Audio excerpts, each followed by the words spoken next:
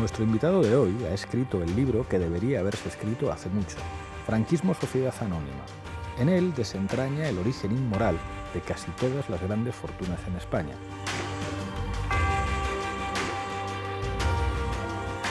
En otra vuelta de tuerca, Antonio Maestre.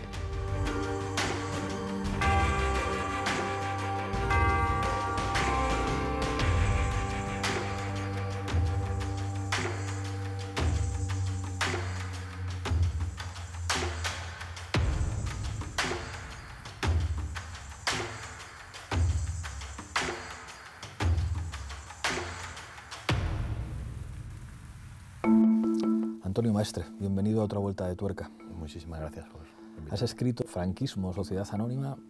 ¿Por qué? O sea, ¿por qué decidiste que había que escribir un libro como este? Pues en principio nace un poco de la inquietud intelectual propia. Es decir, yo he leído mucho sobre el franquismo, el nazismo, y veía una especie de oscuro en cómo se narraba el franquismo en lo que tenía que ver con la responsabilidad que tuvieron las empresas, ¿no? Con el nazismo ha habido mucha literatura que hablaba precisamente de cómo había empresas, la IG Farben, Hugo Boss, la Deutsche Bahn, muchas empresas que habían tenido responsabilidad durante el nazismo y que se había escrito sobre ellas su responsabilidad. Pero siempre que miraba, ¿no?, o buscaba bibliografía sobre esa misma responsabilidad durante el franquismo, pues me encontraba bastante poco y sobre todo nada que fuese dirigido al gran público, ¿no?, para que la gente pudiese comprenderlo más allá del debate académico. En el libro explicas muy bien, o sea, cuando hablas de, bueno, en Alemania se tardó mucho, pero finalmente hubo, digamos, un reconocimiento de la responsabilidad de las empresas a través de indemnizaciones, pero explicas que el proceso fue muy difícil, es decir, de cómo en la República Federal Alemana, en relación a la democrática, enseguida empezaron a repescar y a recuperar cuadros del régimen nazi para la organización del nuevo Estado, como el ambiente anticomunista de la Guerra Fría, digamos que facilitó el blanqueamiento de muchos viejos nazis. Es algo además que atraviesa la historia de Alemania, pero que a pesar de eso, a pesar de esas resistencias, a pesar de, bueno, de los pecados en el surgimiento de la República Federal, finalmente en el siglo XXI hay una política de reparación con respecto a las víctimas que en España ni se ha planteado.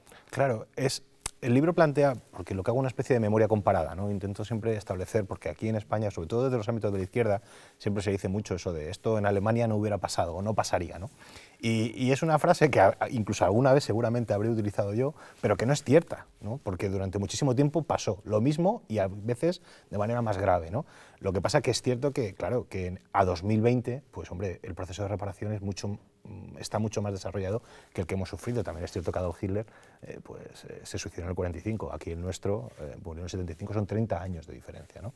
Y en el libro intento establecer esa desmitificación del proceso de desnazificación para compararlo y dar un poco de una especie de esperanza, ¿no?, para que este proceso, que todavía nos queda camino por recorrer, pero que estamos a tiempo y que podemos conseguirlo, ¿no?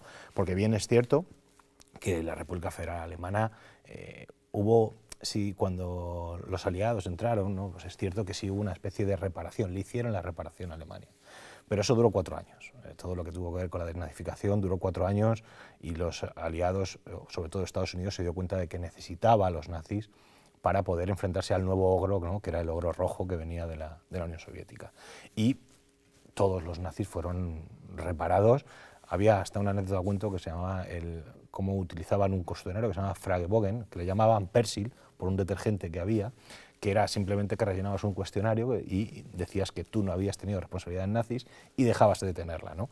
Y eso sirvió para que Hans Bloch, que fuese el número 2 del canciller Adenauer, que fue el que redactó las leyes de Nuremberg, o que Reinhard Gehlen fuera el que dirigió los servicios secretos de la República Federal Alemana, ¿no?, cuando formaba parte de los Sturmführer en la Galicia ucraniana, ¿no?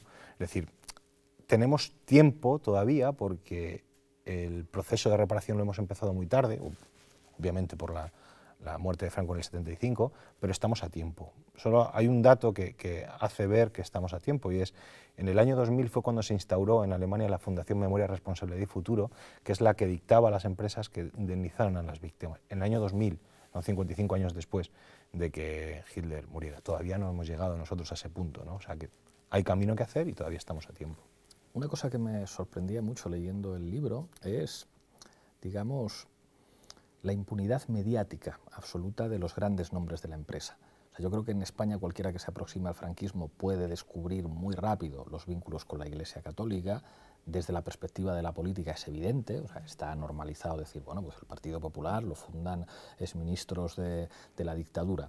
Las figuras políticas, las figuras religiosas, incluso en términos culturales, se habla de una cultura del franquismo, de un franquismo sociológico, pero los grandes apellidos, muchas veces con carné de la Falange, que siguen siendo, digamos, los jefes de las oligarquías económicas, siempre, digamos, que se han ido de rositas, ni siquiera se conoce públicamente su vinculación. Tú hablas incluso en el libro de apellidos catalanes muy relevantes y del ambiente del Liceu para hablar de vínculos estrechísimos con refugiados nazis en Cataluña en este caso. Claro, es que aquí en España lo que hubo en el año 39 hubo un cambio de guardia empresarial, es decir, los empresarios afines al régimen empezaron a hacer negocios, ¿no? Y en el 75, que supuestamente debería haber un mínimo cambio, ¿no? No ocurrió nada, siguieron los mismos apellidos operando. Lo que cuentas de esa oligarquía catalana, ¿no? que tenía esos vínculos con el nazismo, es que fue muy claro. Precisamente por eso hablo de esa memoria comparada con Alemania. Cuando la IG Farben, que era una empresa, una industria química que tenía una fábrica en el campo de concentración de Auschwitz-Monovice, que era una especie de subcampo de Auschwitz, para extraer buna, que era un derivado del carbón, donde murieron más de 7.000 judíos y prisioneros políticos, comunistas, socialistas, etc. Esa empresa, que cuando acabó la Segunda Guerra Mundial fue declarada por el Consejo Aliado, por el Tratado de Bretton Woods, el programa Safe Haven, fue declarado demasiado corrupta como para ser recuperada, pues fue disuelta en toda Europa, menos en España. En España el 51% del accionariado pasó a ser propiedad de estos nombres de la oligarquía catalana, burgueses, pues los Milà, los Montseny, los Valls-Taverner, un montón de nombres de la oligarquía, y se reincorporaron a la vida pública los nazis que estaban en Alemania con total normalidad. Cuando se han empezado los procesos de reparación en Alemania, pues todos esos nombres alemanes de los nazis pues, han tenido que hacer un proceso de reconversión, ¿no? De reparación, de pérdida de disculpas, de asunción de responsabilidades. Esos mismos nombres en España, con la misma responsabilidad por el mismo enriquecimiento con el nazismo y con el campo de concentración de Auschwitz, en España no ha habido ni siquiera, no se ha hablado de ello. Yo hablo en el libro, pero solo ha habido una profesora de la universidad, que es Núria Puig Raposo, que hablaba de esa vinculación, en unos papers que tiene académicos, pero nadie ha hablado de ello, de esos nombres, y sobre todo, ahora que sí se habla de ello, no van a pedir perdón, no va a haber un proceso de reparación, un proceso de culpa, como sí lo ha habido en Alemania. Cuento una anécdota muy curiosa, y es que hubo un documental en Alemania en el que se hablaba de la responsabilidad de los Quandt, de los dueños de la BMW, precisamente en un campo de concentración, en Terhofen, creo, ¿no? Pues la familia, cuando salió ese documental, salió a pedir perdón. Salió a pedir perdón. Después de este libro, hay muchos nombres, en la actualidad, que tienen su patrimonio y viene heredado de aquello. No esperemos que vayan a salir a pedir perdón, ni siquiera. Es que esto es muy llamativo. O sea, sí existe una historiografía que cuando habla de la guerra civil, habla de una guerra de clase, con un proyecto de las oligarquías frente al empuje democrático popular, pero es verdad que en la memoria visual, en los documentales que incluso desde la izquierda se ha hecho sobre la guerra civil, se pone el acento en los protagonistas políticos de la izquierda y la derecha, pero se habla poco del poder empresarial que estaba detrás del golpe del 36. Y tú sí hablas de eso en el libro. Claro, y además esos empresarios que fueron imprescindibles para que el golpe fuese o triunfara, ¿no? En el caso de Juan March. Juan March, que es uno de los que sí se ha hablado. Por ejemplo, yo en el libro me intento hacer hincapié en los que no se ha hablado, ¿no? De Juan March se habla mucho, yo lo cito, pero no hablo mucho de él. Pero, por ejemplo, de Ignacio Villalonga, ¿no? Que era el que puso a disposición la refinería de Tenerife, de la CAMSA, perdón, para que los buques fascistas pues pudieran repostar y dar sustento a la maquinaria de guerra, ¿no?, del bando fascista. Curiosamente, además esto es una de las vinculaciones que hago mucho en el libro, Ignacio Villalonga, luego a través de su fundación fue el que instauró todo el pensamiento liberal de la escuela austríaca aquí en España, ¿no? Es decir, cómo los fascistas se pasaron al liberalismo económico con una facilidad tremenda, ¿no? Pero todos esos nombres, Villalonga, como has dicho, Juan Marc, los Oriol son imprescindibles también, los Oriol, que además luego están siempre muy vinculados directamente a la corte del rey Juan Carlos y de Felipe VI, todos estos nombres, ¿no?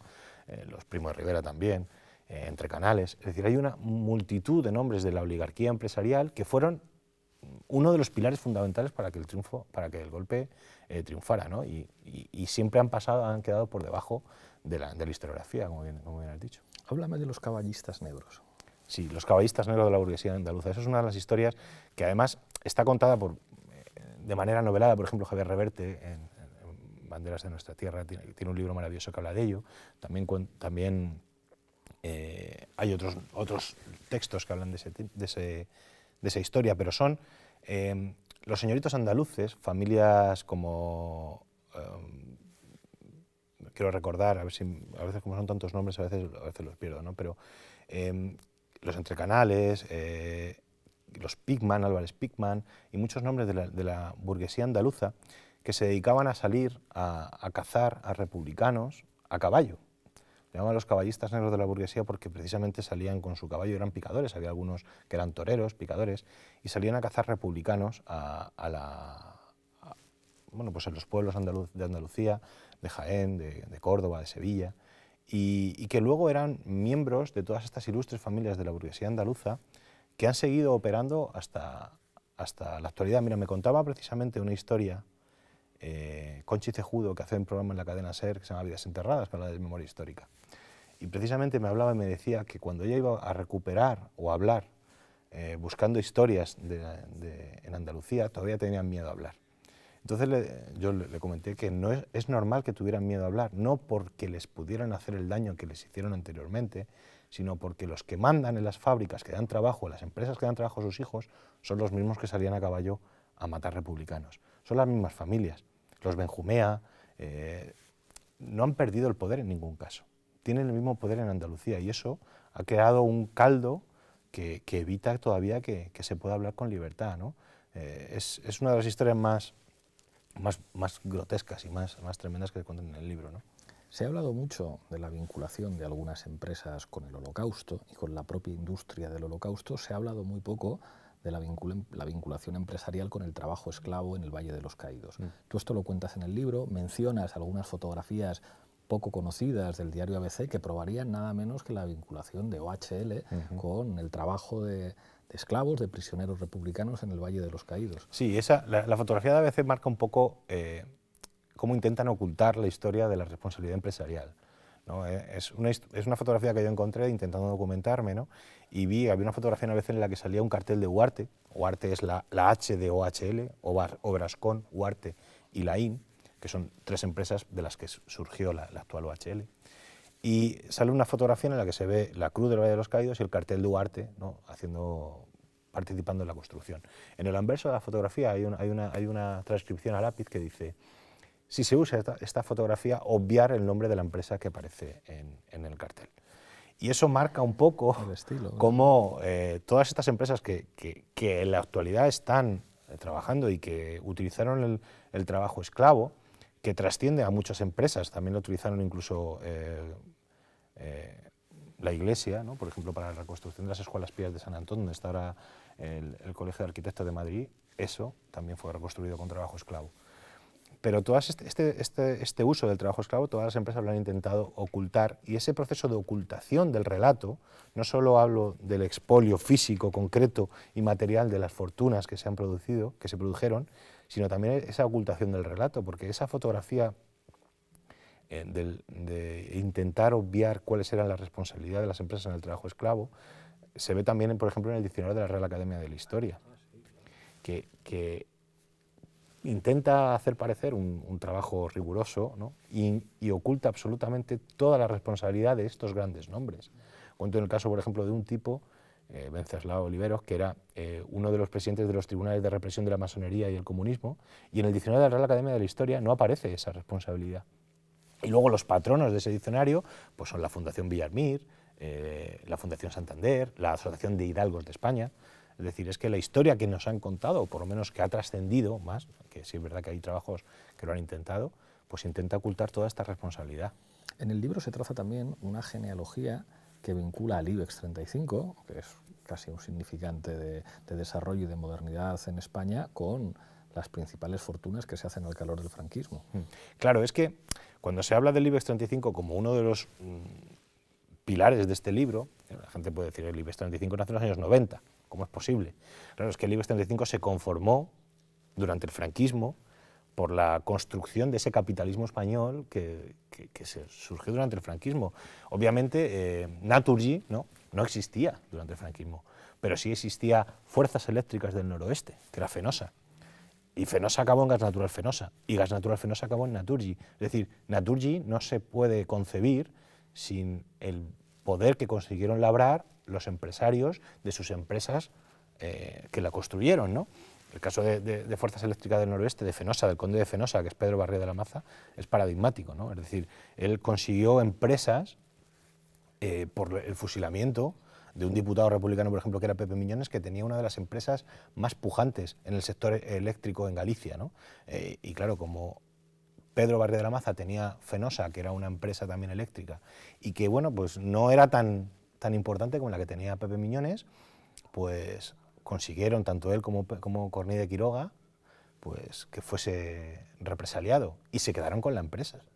Claro, Naturgy ahora, pues hombre, es responsable, no es responsable de los hechos, pero sí tiene una responsabilidad moral, porque tiene unas empresas que han surgido a raíz de la represión, y eso de alguna manera hay que repararlo, de alguna manera. No te sé decir en qué punto, ni en qué montante, ni de qué forma, pero de alguna manera hay que repararlo. Para empezar es clave contarlo. En el libro hablas también de la banca, y en particular de Botín.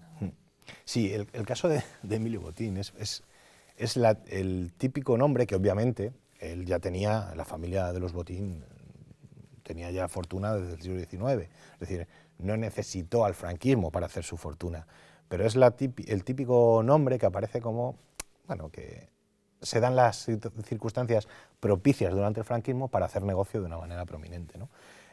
Los Botín, Emilio Botín, cuando padre del que conocemos todos, Emilio Botín de Sautuola, pues él, cuando estalló el golpe, pidió permiso a la República para irse a Suiza a poner a salvo su dinero. Se lo dieron y cuando puso a salvo su dinero volvió, pero al bando fascista. Y allí se quedó y hizo negocios con total normalidad, fue uno de los pilares fundamentales de la banca del régimen y es otro de los nombres que también intentaba instaurar la política liberal económica cuando habían sido posibles sus negocios únicamente con una autarquía económica y con una especie de, bueno, pues de un control absoluto de la economía solo para favorecerles a ellos, ¿no? Cuento en una entrevista que encontré en el País, al final, cuando acababa ya creo la transición, y que hablaba que él no tendría ningún problema en hacer negocios con la democracia, porque ahí se vería la valía y que no importarían en los apellidos, ¿no? Bueno, solo hay que ver lo que importan los apellidos cuando ellos han sido absolutamente todos los que a raíz de esa endogamia familiar han podido hacer negocio, ¿no? Otro apellido que tiene capítulo propio en el libro es Espinosa de los Monteros, sí, que últimamente es muy conocido como uno de los principales dirigentes de Vox.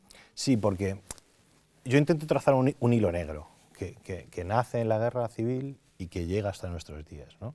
Y ese hilo negro tiene unas excrecencias económicas, culturales, sociales y también políticas, ¿no? En un principio no quería incluir yo a Vox en el libro, porque tenía miedo de que yo quería que el libro no perdiera vigencia, no perdiera con el paso del tiempo, sino que fuese un libro que se pudiera consultar durante mucho tiempo, ¿no? Entonces tenía miedo. Lo que pasa es que encontré bastante información a raíz de estas familias, de los que están ahora mismo en Vox, ¿no? De los Méndez Monasterio, de Espinosa de los Monteros, de Terch. Y el caso de Espinosa de los Monteros es paradigmático porque él, el hermano de su abuelo, el hermano de su bisabuelo, fue el responsable directo de la represión en Madrid cuando cayó la República. él estaba a cargo de la columna de orden y policía del régimen cuando se entró en abril del 39. Los campos de concentración que se crearon en Madrid, en los que se decía a los republicanos que no habían cometido ningún delito de sangre, que podían ir allí para expiar sus culpas y que luego serían liberados, esos campos de concentración que se instauraron en el campo de Vallecas o en Chamartín, estaban al cargo del familiar de Espinosa de los Monteros. Fue uno de los responsables directos de la represión. Y toda la familia había estado vinculada muy directamente al franquismo. Su padre, el padre de Iván Espinosa de los Monteros, Carlos Espinosa de los Monteros también. Todos los nombres, hay un montón de familiares que aparecen trufados y que importaba mucho el nombre en el franquismo de los Espinosa de los Monteros para poder hacer negocios, para poder ser floreciente la economía. Y eso ha llegado a nuestros días, el caso de Espinosa de los Monteros, pero el caso de los Méndez Monasterio también, ¿no? Que son herederos, tanto Kiko Méndez Monasterio como Lourdes Méndez Monasterio, que es diputada del Congreso también de Vox, están relacionados con José Monasterio y Tuarte, que era uno de los generales también, junto con Espinosa de los Monteros, que fueron responsables directos del golpe. O sea, que la relación de Vox con las familias de la oligarquía franquista, sobre todo militar, es muy directa. Hablas también de los lobbies favorecidos por Esperanza Aguirre. Sí, es que ella tiene una relación directa con los Oriol, familiar, y los Oriol es una de las familias, yo creo que es la familia paradigmática por la que se puede entender todo el libro. Los Oriol, aparte de su relación con Hidrola, ¿no? Con Hidroeléctrica Española, que es el germen de Iberdrola, pues tenían una relación directa también con los Legionarios de Cristo. Porque muchos de los Oriol habían sido, incluso algunos eran sacerdotes con Legionarios de Cristo, trajeron aquí a España y ellos tienen una importante labor en la educación concertada privada en Madrid. Y Esperanza Aguirre, que uno de sus hijos tiene relación directa está casado con uno de los familiares de los Oriol, favoreció de manera bastante importante todos los negocios educativos de la familia Oriol. Es decir, esa endogamia que se produce, que además se produce y que toca todos los palos, la economía, la política, la cultural y también la política, la relación política, que además suele estar segmentada entre hombres y mujeres. A los hombres se le atribuye una responsabilidad política y económica, más pública, y a las mujeres se les suele atribuir un papel en la cultura, en la educación, en la filantropía. Solían diferenciarlo. Eso en el franquismo, obviamente, tenía mucho sentido, pero sigue funcionando de la misma manera. ¿Qué es lo que más te ha sorprendido a la hora de bucear en la endogamia? Porque sigue siendo impresionante hasta qué punto solo se mezclan entre ellos. Se ha hablado mucho en España de lo que representa el Colegio El Pilar. Últimamente parece que hay colas propias de país socialista, para poder matricular a los niños ahí. ¿Qué es lo que más te ha llamado la atención de ese fenómeno endogámico? Lo inabarcable que es. Es decir, te das cuenta de que cuando empiezas a profundizar en estas familias, siempre están vinculadas. Da igual, y siempre encuentras, cuando tocas una familia, acabas encontrando un vínculo directo con otra familia. Los Oriol, con los entrecanales. De hecho, en el libro, si te fijas, cuando vas saltando de una empresa a otra en alguna circunstancia, por un matrimonio, por una vinculación entre una familia, porque acaban uniéndose todas las familias. Son lo que se llama la aristocratada de segundo nivel, ¿no? Esto es algo que cuenta José Manuel Lechado en El mal español, una historia crítica de la derecha española, que es un libro maravilloso y que habla precisamente de esa aristocratada de segundo nivel, cómo se instaura una especie de castas en España, y estos aristócratas, que en algunos casos son sobrevenidos porque gracias a un favor a Franco pues le dan un condado, pues acaban vinculando y acaban haciendo una especie de casa real de segundo nivel y se vinculan de manera, tejen una red para evitar dejar espacio a otros actores. Es decir, ellos lo que buscan es que entre sus mismas familias se repartan todo el poder. Lo decía Félix Millet en un libro, El Esperit catalán, y decía, en el fondo somos 400 familias y nos conocemos todos. Utilizan prácticamente los matrimonios y las vinculaciones como se utilizaban en el medievo, por matrimonios de conveniencia, para vincular el poder. También es cierto que puede ser porque existe esa red y solo se conocen entre ellos y solo tejen relaciones entre ellos, no tienen en ningún tipo de relación con otros ámbitos. Otro apellido ilustre en tu libro es Villarmir. Sí, claro, Juan Miguel Villarmir, primero por su relación directa con OHL y luego por la relación directa de algunos de sus familiares con la Casa Real. Es decir, aparece también, como bien he dicho, como patrono del Diccionario de la Real Academia de Historia, de la Fundación Miguel Villarmir, ¿no? Pero claro, Villarmir forma parte de esos agentes grises que había durante el franquismo, que estando en posiciones de segundo nivel político, pudieron crear su fortuna para luego poder vivir con total calma durante la transición, durante la democracia, y vincular esa red de relaciones, ¿no? Conseguir esa red de relaciones. Cuento, por ejemplo, hay una anécdota que cuento de Rafael Chirves, que en la Gran Marcha, en la Caída de Madrid, perdón, en el libro de la Caída de Madrid, que habla de cómo se tejían esas relaciones, ¿no? Que habla de un padre y un hijo, y cuando la Caída de Madrid habla del momento del paso de la democracia y la transición, y ahí Chirves habla entre ese padre y ese hijo, que le dice el padre al hijo, le dice que tiene que abrir su abanico de relaciones, porque ahora han cambiado las cosas y tiene que dejar la empresa e intentar buscar otros actores para hacer negocios, ¿no? Y el hijo le dice que él no, que él lo único que sabe es de dinero, de empresas, y que se han vuelto locos, ¿no? Y el padre le dice, pero tú es que te crees que lo que nosotros tenemos es gracias a la libre empresa. Lo que nosotros tenemos es porque un procurador nos ha dado un negocio en el ministerio, y Juan Miguel Villarmir era uno de esos. Era uno de estos que trabajaba en direcciones generales, en posiciones de segundo nivel, pero que le servían para hacer negocios de manera brutal, ¿no? Y establecer esas relaciones. Y aparte de ser el dueño de una de las grandes constructoras que se enriqueció con trabajo esclavo y que ha seguido trabajando con total normalidad y ha seguido operando en la actualidad como operaba, porque estando vinculado a los papeles del Partido Popular, a la Caja B del Partido Popular, operaba de la misma manera.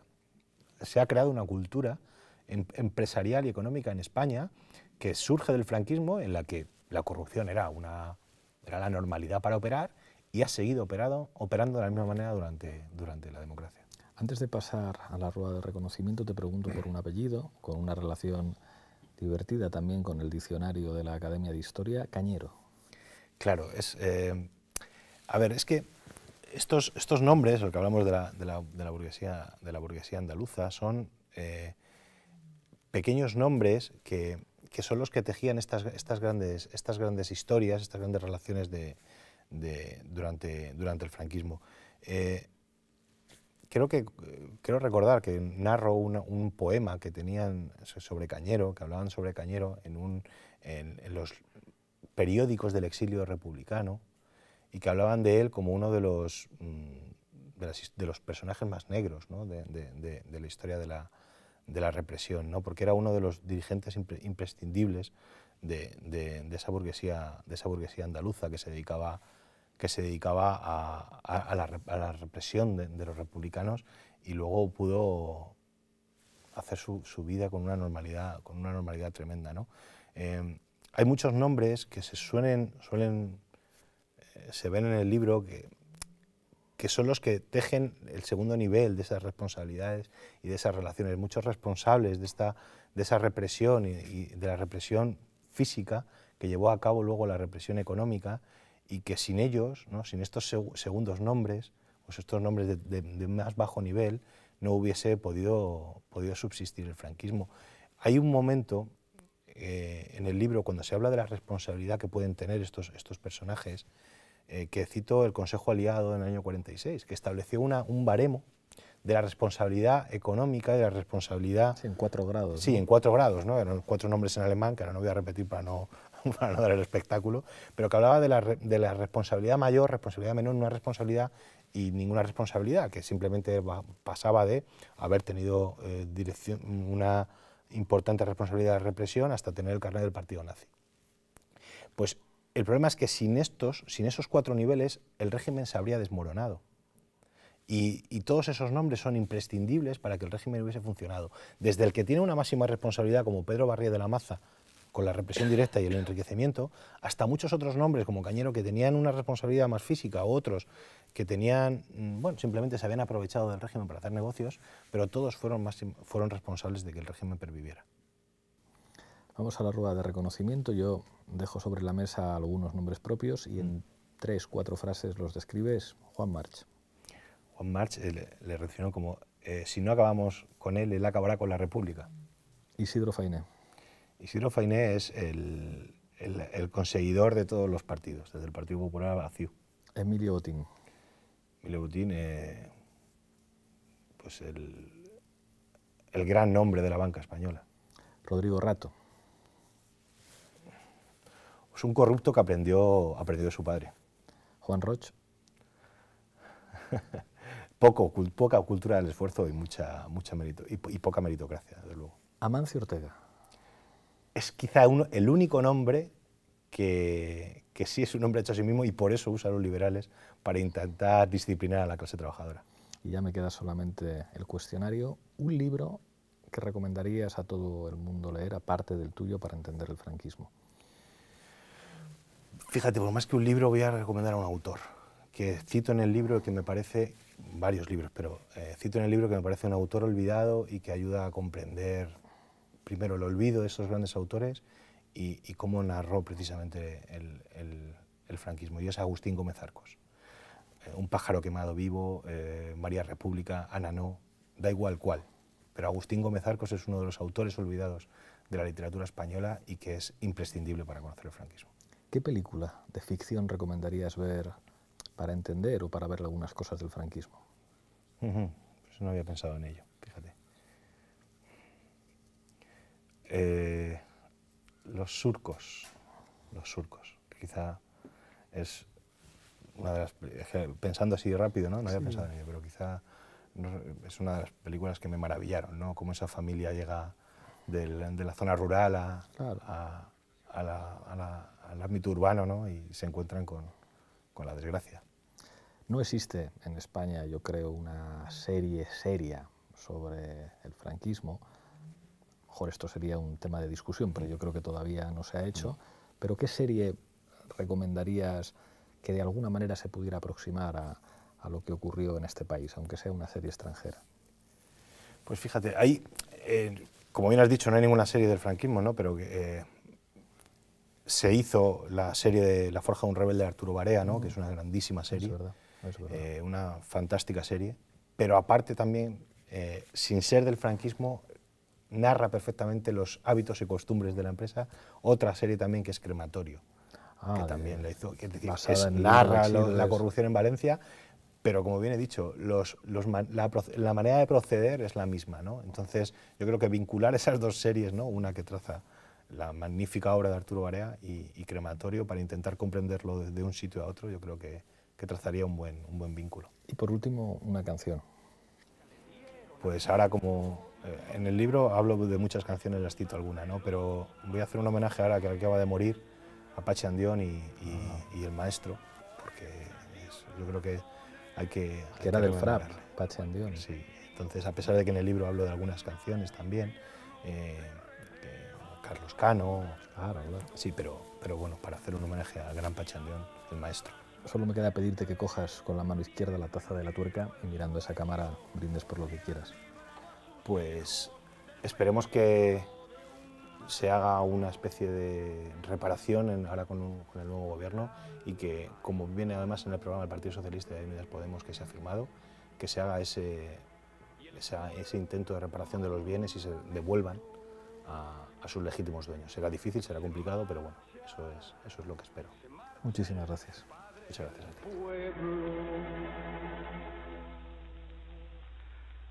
Se marcha el maestro.